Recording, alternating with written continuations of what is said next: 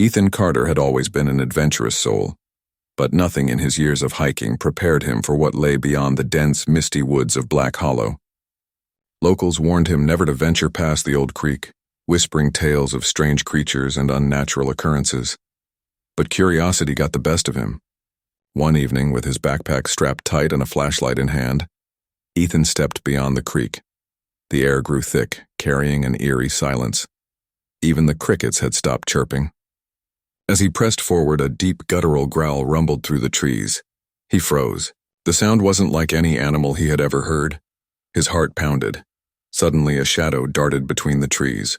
His flashlight flickered, casting momentary glimpses of glowing yellow eyes watching him from the darkness. The presence felt intelligent, almost calculating. Then a whisper, low and haunting, brushed against his ear, though there was no one around. "You shouldn't be here." Ethan spun around, but all he saw was the darkness swallowing the path behind him. He had to move fast.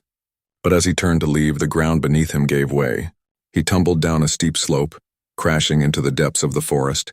As he struggled to his feet, something moved in the underbrush. This time it wasn't just watching, it was approaching. Ethan scrambled up, his flashlight barely illuminating the thick woods. Heavy breathing echoed around him. Then from the shadows, a creature emerged. It was a wolf, no, something more than a wolf. Its fur shimmered unnaturally under the moonlight, its eyes burning like molten gold. But what sent chills down Ethan's spine was its unnatural stillness.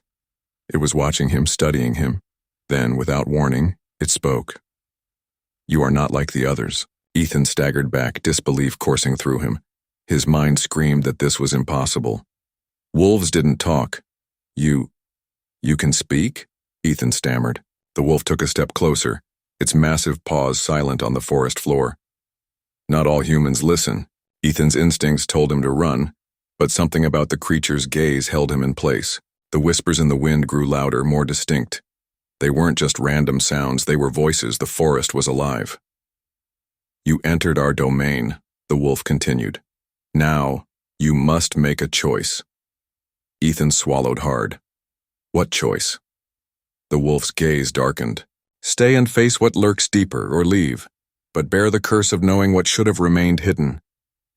A low, distant howl rose from the depths of the woods, sending a shiver down Ethan's spine. Something else was coming. Something worse. He had to decide. Fast. Ethan's mind raced. Running seemed like the obvious choice, but a part of him knew that leaving wouldn't mean escaping. Whatever secret this forest held, it had already marked him. He clenched his fists. "I'll stay." The wolf's lips curled into something that resembled a grin. "Then you must follow me." With that, the creature turned, leading Ethan deeper into the forbidden woods. The air thickened and the whispers became clearer. They spoke of a hidden force, an ancient presence buried beneath the roots of the forest. Suddenly, the trees trembled. A monstrous shape emerged, a towering shadow with piercing red eyes. It was neither beast nor human, but something in between. "This is what you disturbed," the wolf said, lowering its head. "And now you must set it free or be consumed by it." Ethan felt a pull, an invisible force drawing him toward the shadow. His vision blurred as flashes of the past flickered before him. Ancient rituals, lost souls, and a hunger that had waited centuries to awaken. He realized the truth. He wasn't just an intruder. He was the key. As the shadow lunged, Ethan made his choice. A scream tore through the forest, and then silence. Days later, hikers found Ethan's backpack near the creek, but Ethan himself was never seen again. Some say his whispers can still be heard in the wind, warning others to stay away from Black Hollow before it's too late.